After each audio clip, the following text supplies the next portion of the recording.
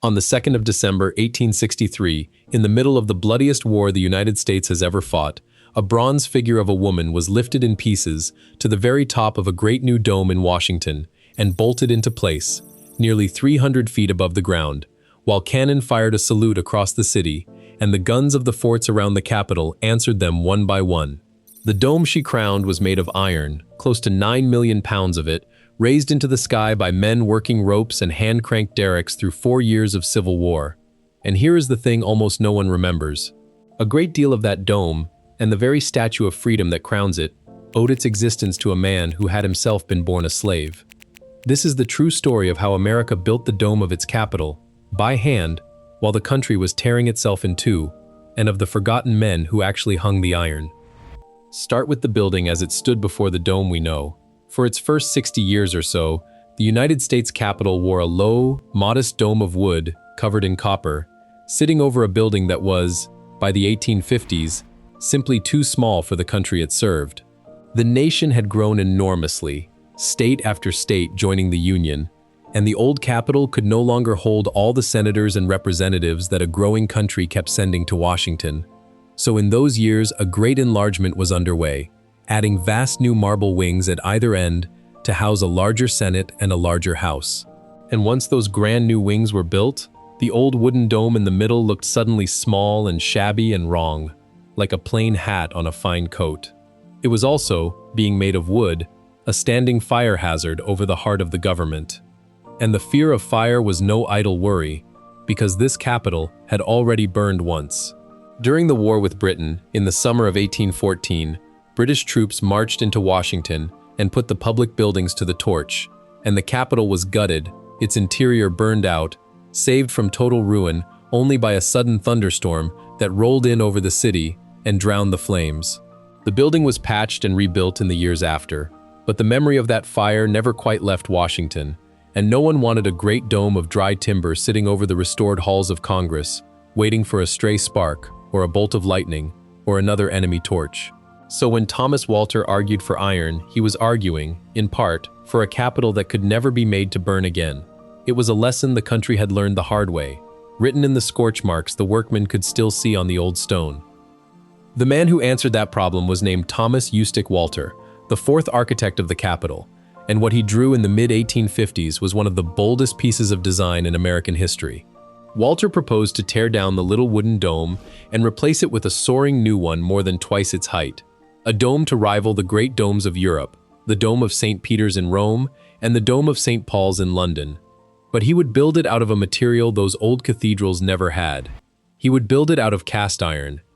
The man who ran the actual work, day by day, was not an architect at all, but a soldier, an officer of the Army Corps of Engineers, named Montgomery Meigs, a brilliant and famously stubborn engineer who oversaw the whole enlargement of the Capitol and, at the same time, the building of Washington's water supply out at Cabin John.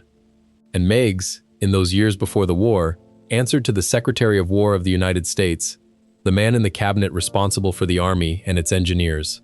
In the middle 1850s, that Secretary of War was a senator from Mississippi named Jefferson Davis.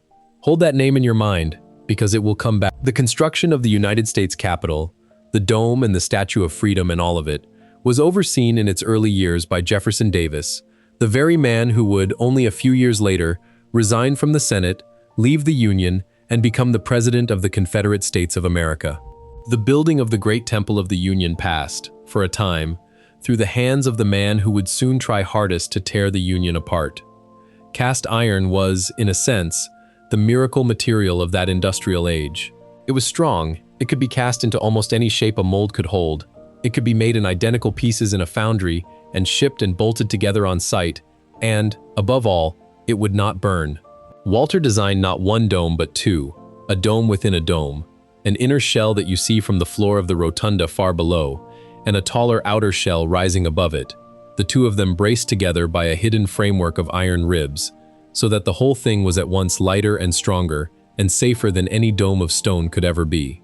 When it was finished, it would weigh close to 9 million pounds and rise some 288 feet from the ground to the top of the statue that would stand upon it. The genius of it was in how the weight came down. All those millions of pounds of iron could not simply rest on the old walls of the Capitol. The load had to be gathered and carried down through a great ring of iron and masonry, called the drum, that stands below the dome and passes the weight in turn down into the deep foundations of the building. Between the inner shell, the one you see when you stand on the rotunda floor and look up, and the taller outer shell that gives the dome its grand profile against the Washington sky, Walter ran a hidden cage of curved iron ribs, like the ribs of a ship turned upward, each one carrying its share of the burden safely down to the drum.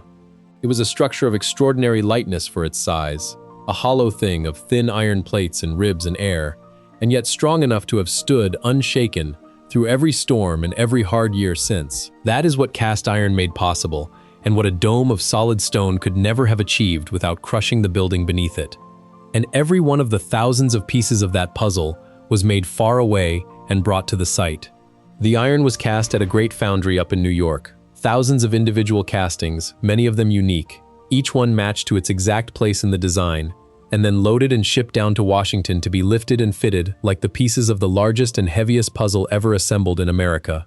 It took a rare kind of coordination between the drawing board of the architect, the furnaces of the foundry, and the men on the scaffolds to make certain that a casting poured in New York would arrive and drop into its place among its neighbors, hundreds of feet in the air over Washington, and hold. Think about that number for a moment, because it is easy to say and hard to feel. Nearly 9 million pounds of iron. The best count puts it at around 8,900,000 pounds. Every ounce of it melted in a furnace, poured into a mold, cooled, finished, hauled to Washington, lifted into the air, and bolted into its exact place among thousands of other pieces. And it was lifted into the air in a time before there was a single one of the machines we would now send to do such a job. There were no tower cranes, there were no hydraulic lifts, there were no engines of any kind reaching up to place that iron. There were only men and rope and muscle and cleverness. If you value the true stories of what Americans built with their hands and the memory of the workmen inside them, then subscribe to Global Old History, because that is the whole reason this channel exists.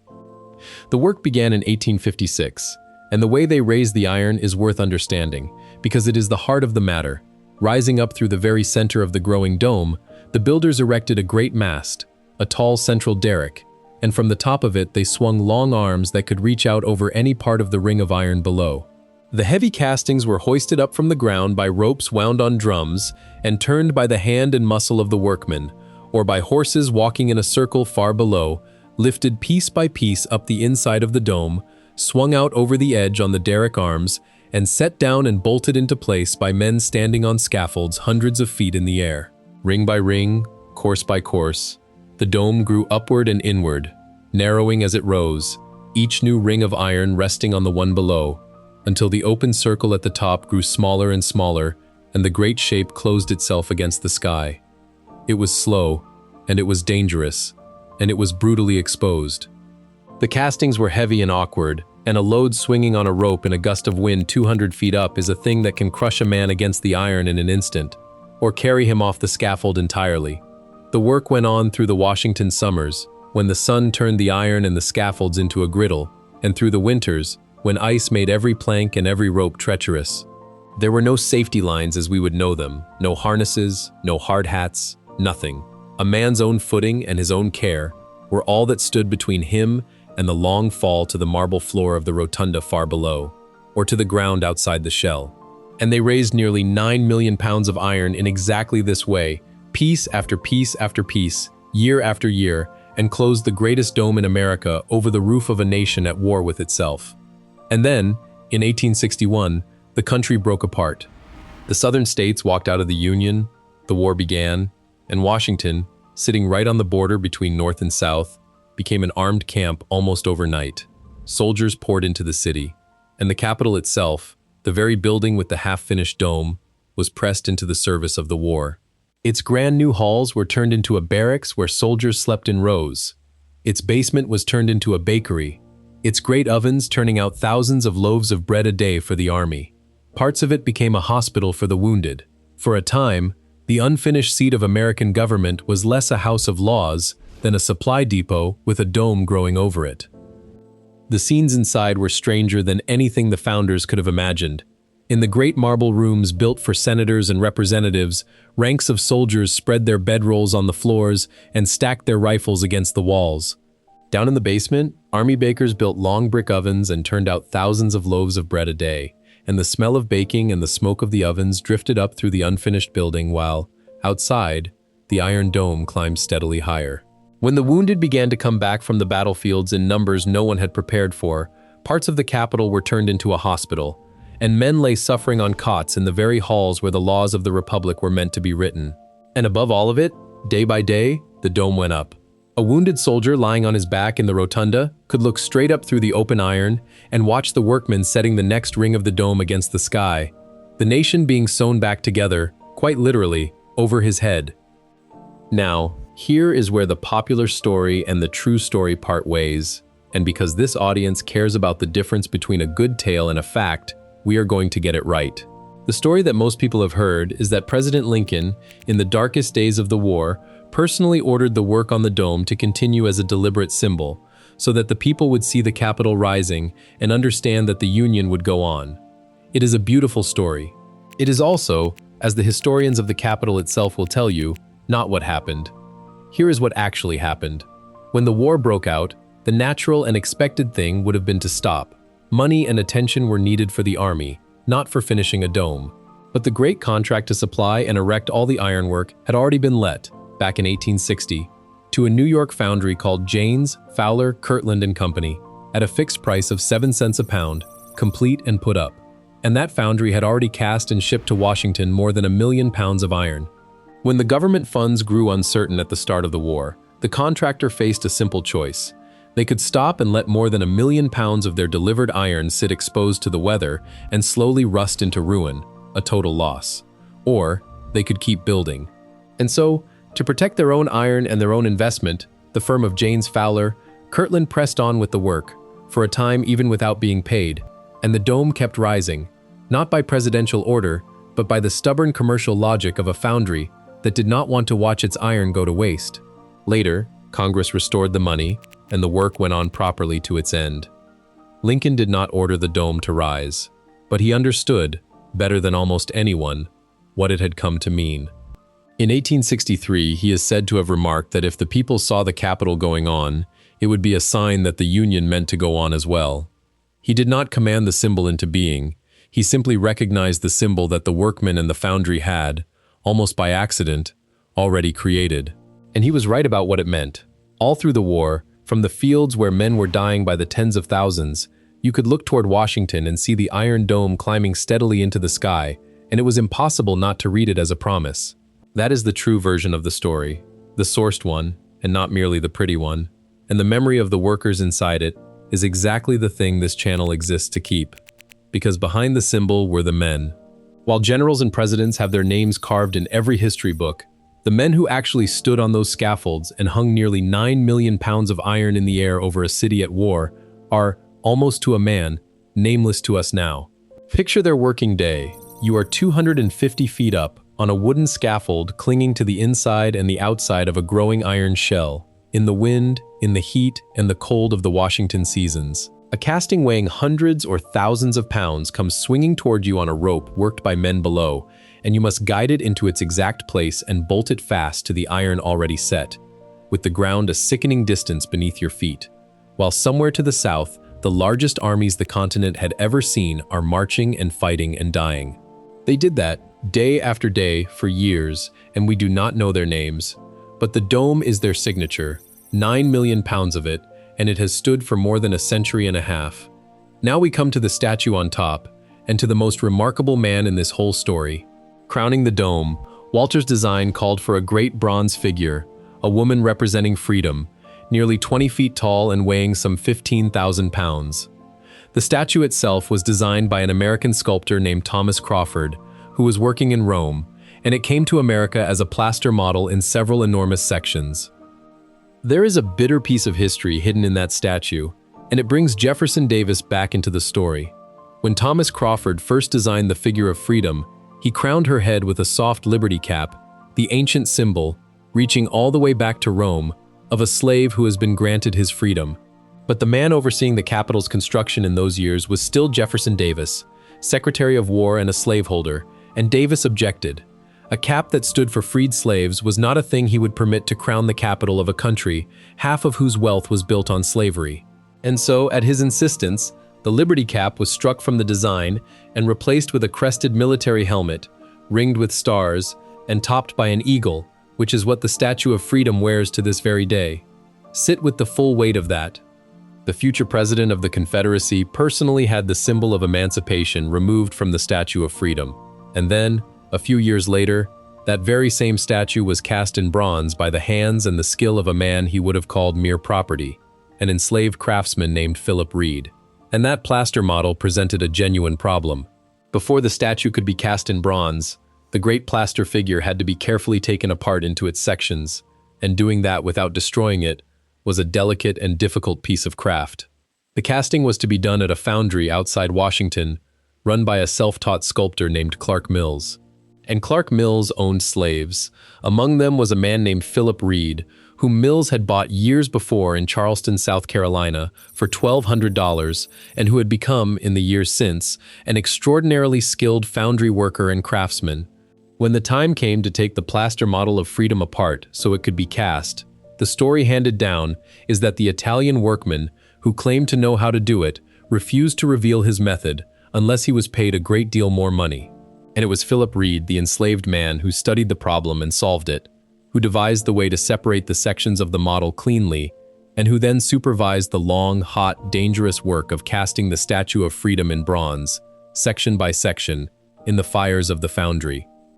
Sit with the irony of that, because the country has only lately begun to.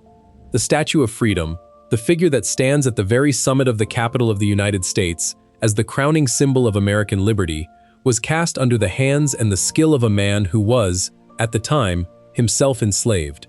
His labor helped raise freedom into the sky above a nation that did not yet grant it to him.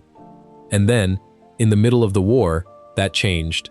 On the 16th of April, 1862, President Lincoln signed the act that ended slavery in the District of Columbia, freeing the people held in bondage in the nation's capital. And so Philip Reed became a free man. Philip Reed lived on in Washington after his freedom and worked as a skilled plasterer and craftsman in the city he had helped to adorn. For a very long time, his name was almost entirely forgotten, left out of the histories that faithfully remembered the architects and the presidents, and it is only in recent years that the country has begun, at last, to speak it aloud, to set down in the official record of the Capitol itself that the Statue of Freedom was cast by the hand of a man who had been enslaved. It is a small justice, and a late one, but it is exactly the kind of remembering this channel believes in. The great and the famous will always have their monuments and their names in the books. It is the Philip Reeds of history, and the nameless men on the scaffolds beside him, who need someone to come along and say their names out loud. It is not certain that he stood and watched, but when the last bronze section of the Statue of Freedom was lifted to the top of the dome on the 2nd of December 1863, the man who had cast her was no longer a slave. Freedom went up over the Capitol, and the enslaved craftsman who had made her possible had, by then, been given his own. That day, as the final piece was set in place, the cannon fired their salute, and the forts ringing Washington answered gun for gun, a circle of thunder around the rising dome. In the middle of the worst war in the country's history, the symbol of the nation had been completed, iron and bronze, by the hands of workmen whose names we have mostly lost and one whose name we are only now remembering. The rest of the Great Dome was finished in the years just after the war. By 1866, the whole vast double shell of iron closed and crowned and painted. But the dome was complete enough, and crowned with freedom, well before the war was over, and it served as the backdrop to one of the most solemn moments in the life of the Republic. On the 4th of March, 1865, with the Statue of Freedom standing new at the summit and the great iron shell finished above him, Abraham Lincoln stood on the east front of the Capitol and gave his second inaugural address, the short and aching speech that ends with the words, about malice toward none, and charity for all, and binding up the nation's wounds. Behind him and above him rose the finished dome, the symbol he had recognized but never commanded, standing whole at last over a union that had, against every expectation, gone on. 6 weeks later, Lincoln was dead, and his body was carried into that same Capitol and lay in state in the rotunda, directly beneath the new iron dome and Brumidi's fresh-painted sky. The dome had been born in the war, and now it received the war's greatest casualty home. And inside the very eye of it, high in the inner dome where it curves over the rotunda, an Italian immigrant painter named Costantino Brumidi lay on his back on a scaffold near the end of the war and painted an enormous fresco across the concave iron, a swirling vision of the first president rising into the heavens, so that anyone standing on the marble floor far below and looking straight up would see, at the top of all that hand-hung iron, a painted sky. Costantino Brumidi had come to America from Italy as a political refugee, a trained fresco painter who had once worked inside the Vatican itself, and he fell so deeply in love with his adopted country that he said he wished for nothing more than to make beautiful the capital of the one nation on earth, where the people governed themselves. He gave the rest of his life to it, lying on his back on a scaffold high in the eye of the dome.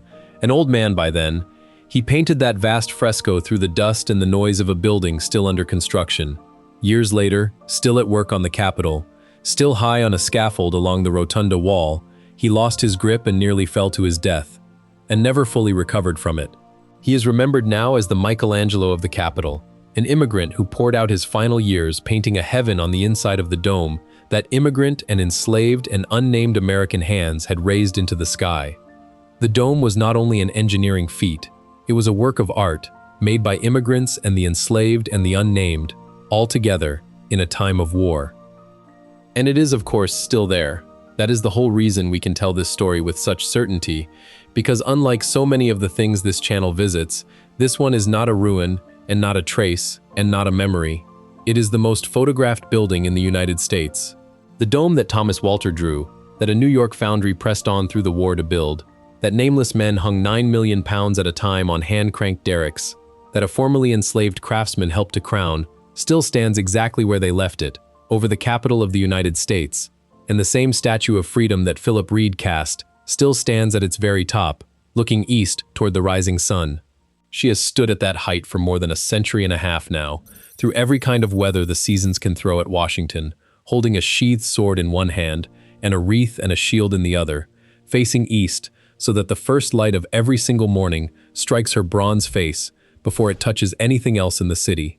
19.5 feet of freedom, some 15,000 pounds of her, cast in the fires of a Washington foundry by an enslaved man, and raised in the middle of a war onto a dome of iron hung by hand. There is scarcely a more American object anywhere in the country, and there is none whose true making is less understood. Every time you see that dome, on the news, on a coin, on the back of a bill, you are looking at close to 9 million pounds of iron raised into the sky by human muscle in the middle of a civil war. It has needed care, of course, as any great work of iron left out in the weather must. Rust is patient and relentless, and over the long generations since the war, the dome has been scraped and mended and repainted many times over, and not many years ago it was taken down to bare metal and painstakingly restored, crack by crack and plate by plate, so that it might stand for another century and more. But it has never come down, and it has never been replaced, and the iron you see today is, in its bones, the very iron those wartime workmen hung. Through every administration and every crisis since 1865, through the mourning of murdered presidents and the swearing in of new ones, through protest and celebration and the ordinary daily business of a self-governing people, that dome has stood over all of it, the single most recognizable image of the American Republic, and almost no one who looks at it has any idea how it was truly built, or by whom. Think, for one moment, of what it would take to build that dome today. An army of tower cranes, hydraulic lifts, computer models, power tools, and elaborate safety systems, the whole vast apparatus of modern construction. And then remember that they did it with none of it. With a single mast and a rope and a horse walking in a circle far below, and men who were not too afraid to stand on a plank 300 feet in the air, with a foundry that simply would not let its iron rust, with the hands of the enslaved and the immigrant and the unnamed, all working together on the same iron. That is the true measure of the thing. Not only that the dome is beautiful, and not only that it became a symbol, but that human beings, with almost nothing in their hands but muscle and nerve and hard-won skill, lifted 9 million pounds of iron up into the sky and closed it over their own heads, and got every last piece of it to hold, while the country it stood for was fighting for its life. So the next time someone tells you the pretty version, that Lincoln ordered the dome to rise as a symbol, you will know the truer, and in some ways finer story. That it rose because a foundry would not let its iron rust. That it was hung, piece by piece, by workmen whose names are gone. That the Statue of Freedom on its summit was cast by a man in chains who was free before she was raised. And that all of it, the iron and the bronze and the fresco, was made by hand, without a single one of the machines we would now think the job required, while the country it stood for was fighting for its life. It is still there, and you can go and stand beneath it. If that is the kind of true story you want to keep hearing, the whole of it, and not just the flattering part, then subscribe to Global Old History, and we will keep going to stand where they stood, one forgotten place at a time.